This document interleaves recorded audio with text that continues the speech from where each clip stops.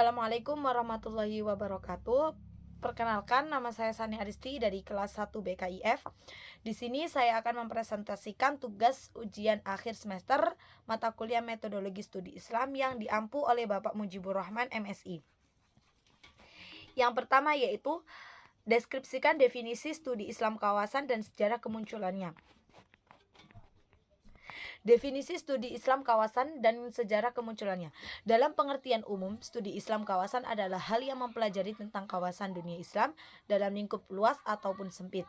Selain itu, kawasan studi Islam juga mempengaruhi aspek-aspek yang ada, seperti aspek geografis, aspek demografi, aspek sejarah, aspek bahasa, serta berbagai perkembangan sosial dan budaya. Sedangkan sejarah studi Islam kawasan menurut Muhammad Ma'ruf Habibi Ana Mas'udah dalam presentasinya yang berjudul Studi Kawasan Islam Transkrip Presentasi mengatakan bahwa para ahli kenegaraan sejak zaman Yunani sekitar tahun 450-an sebelum Masehi telah memperhatikan persoalan hubungan antar batas-batas wilayah sebuah negara. Ptolemy, Tukidas, Herakteus, dan Herodotus merupakan sejarawan Yunani yang cukup intens dalam kajian-kajian Islam yang dikenalnya, baik melalui cerita orang lain maupun hasil dari pengamatan terhadap wilayah-wilayah yang mereka kunjungi. Selain sejarawan, mereka juga pengelana.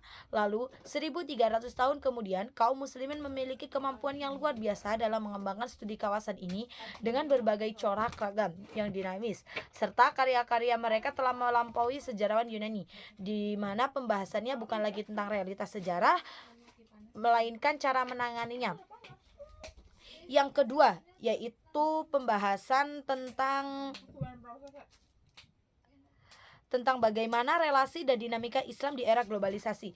Menurut Kamus Besar Bahasa Indonesia, dinamika diartikan gerak atau tenaga yang menggerakkan. Jadi, dalam artian ini, dinamika adalah proses terjadinya perubahan dalam tatanan kehidupan bermasyarakat yang mengikuti perubahan sikap, pola pikir, dan tingkah laku.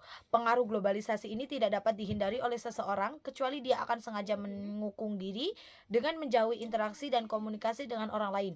Contohnya menonton TV, membaca koran, terlebih lagi dengan internet. Istilah globalisasi yang sangat populer itu dapat diartikan sebagai suatu alat ideologi. Ketika diartikan sebagai alat itu sangatlah netral. Namun jika diartikan ideologi sudah mempunyai arti tersendiri atau netralisasinya berkurang. Yang ketiga yaitu deskripsikan pandangan Islam tentang gender. Kesetaraan sempurna laki-laki dan perempuan di dalam Islam sebagai manusia. Perempuan punya persamaan sempurna dengan laki-laki, sama-sama dapat beristiqomah karena kebijakan tidak berjenis kelamin dan juga kejahatan tidak berjenis kelamin. Setara dalam independen dalam mempertanggungjawabkan perbuatannya. Sama-sama mendapatkan pendidikan setara dalam kewajiban menuntut ilmu, baik yang berupa fardu ain dan fardu kifayah. Sama-sama diwajibkan terlibat aktif dalam dakwah, setara dalam melakukan transaksi secara mandiri. Status perbedaan laki-laki dan perempuan, perbedaan yang ada menjadikan sumber perdamaian untuk saling melengkapi di dalam keluarga. Perbedaan fisik juga menjadikan untuk saling membantu satu sama lain. Perbedaan mendorong tanggung jawab, pengabdian di dalam kehidupan rumah tangga. Perbedaan itu kesempurnaan untuk mendorong masing-masing untuk saling merindukan. Psikologi perempuan jauh lebih lembut, memungkinkan lebih sempurna dalam mendidik dan membesarkan anak-anaknya. Sehingga terlihat perbedaan menentukan perbedaan tugas dan tanggung jawab antara laki-laki dan perempuan. Seperti yang disebutkan dalam surat An-Nisa ayat 32 yang artinya berbunyi sebagai berikut. Dan janganlah kalian iri terhadap apa yang dikaruniakan Allah kepada sebagian kalian lebih banyak dari sebagian orang lain. Karena kami orang laki-laki ada di bagian apa yang mereka usahakan, dan bagi para wanita pun ada bagian dari apa yang mereka usahakan, dan memohonlah kepada Allah sebagai dari karunia-Nya. Sesungguhnya Allah Maha mengetahui segala sesuatu. Seperti ayat di atas, bahwasannya tidak ada perbedaan antara laki-laki dan perempuan kecuali ketakwaan mereka dalam menjalankan perintah Allah Subhanahu wa taala dan menjauhi larangannya. Semua dianggap sama, tidak ada perbedaan. Hanya dilihat dari amalan mereka, semua di dunialah yang membedakan derajat keduanya di hadapan Allah Subhanahu wa taala. Yang nomor 4 yaitu jelaskan dan deskripsikan dengan peta konsep terkait pemikiran studi Islam interdisipliner menurut Profesor Abdul Basit.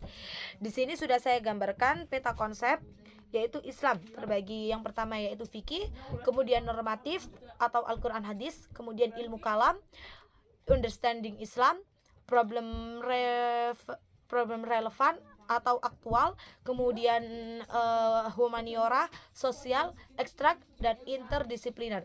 Dan yang kali ini akan kita bahas adalah interdisipliner. Di dalam jurnalnya, Profesor Abdul Basit menjelaskan dalam epistemologi Islam interdisipliner, Al-Atas mencakup dunia irfani atau sufistik, yang artinya tasawuf dalam dunia Indonesia bagi Syekh Muhammad Naqib. Al-Atas sebagaimana yang digambarkan dalam karya Hamzah Fansuri yang telah dianggap berhasil mengubah pandangan alam karena pengaruh kepercayaan lama dan pengaruh ajaran Hindu-Buddha yang datang belakangan menjadi pandangan baru bagi dunia Islam interdisipliner. Ini adalah contoh yang baik dari proses Islami di Nusantara. Jadi, yang dimaksud dengan pandangan dunia menurut perspektif Islam adalah pandangan tentang realitas dan kebenaran yang muncul di depan mata kita, mengungkapkan tentang apa itu eksistensi, karena di dunia ekstensi dalam totalitasnya itulah yang diproyeksikan oleh Islam. Kemudian masuk yang ke nomor 5. Penguatan modernisasi kemarin, sekarang, dan yang akan datang menjadi salah satu tema besar pemerintah 2019 sampai 2024. Langkah kebijakan ini diambil berdasarkan baik dari data riset lembaga maupun individu dalam data kasus terkait radikalisme. Semakin menguat radikalisme yang bermula pada wilayah tindakan teror berupa bom bunuh diri yang ditunjukkan kepada non-muslim. Kemudian berkembang objeknya kepada aktivitas yang menentang keras tindakan radikal seperti kasus bom buku Utan Kayu, lalu meluaskan diri dengan teror dengan membidik kesatuan keamanan yaitu Polri, dan kemudian memberanikan diri melakukan bom di tempat umum seperti kasus kasus Sarina di tahun 2016. Data peristiwa tersebut menunjukkan bahwa tindakan radikalisme masih ada dan semakin banyak, walaupun ikhtiar pemerintah sudah melalui 2 jalur, yaitu pencegahan dan ajakan kembali ke jalan yang benar. Dari deskripsi di atas, saya akan menjelaskan yang pertama yaitu definisi paham radikal. Jadi apa sih paham radikal itu? Ya, radikalisme atau radikal menurut bahasa berarti paham atau aliran yang menginginkan perubahan atau pembaruan sosial dan politik dengan cara kekerasan atau drastis. Namun dalam artian lain, esensi radikalisme adalah konsep jiwa dalam mengusung perubahan. Sementara itu, radikalisme menurut pengertian lain adalah inti dari perubahan itu. Cenderung menggunakan kekerasan, yaitu dimaksud dengan radikalisme adalah gerakan yang berpandangan kolot dan sering menggunakan kekerasan dalam mengajarkan keyakinan mereka.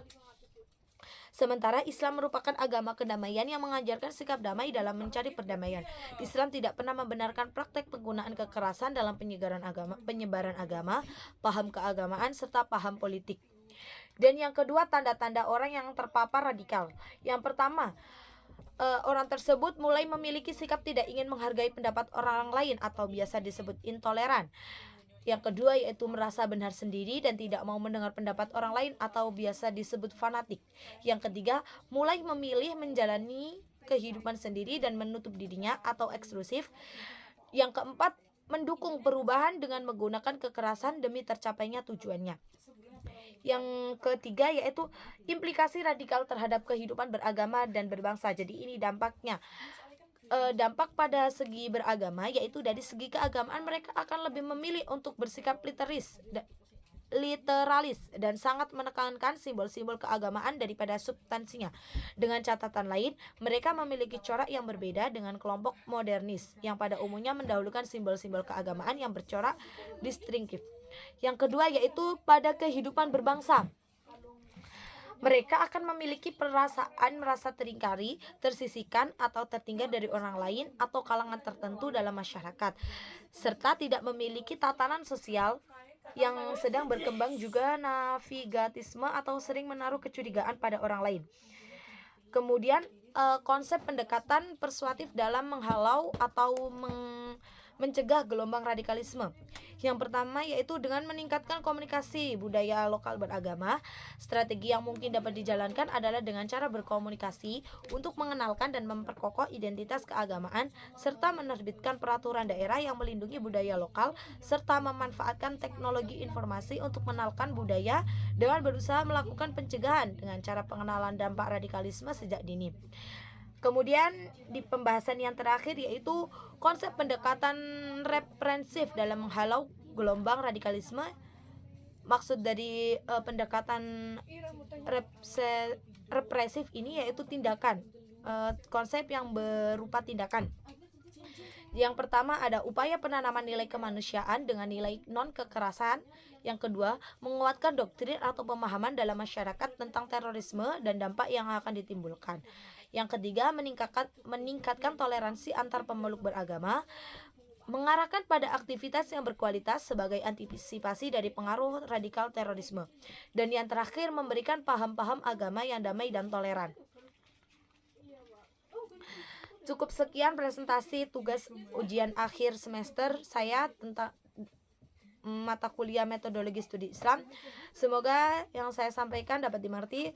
Saya akhiri, wallahul muwaffiq ila aqwamit thoriq. Wassalamualaikum warahmatullahi wabarakatuh. Yeay, rampung.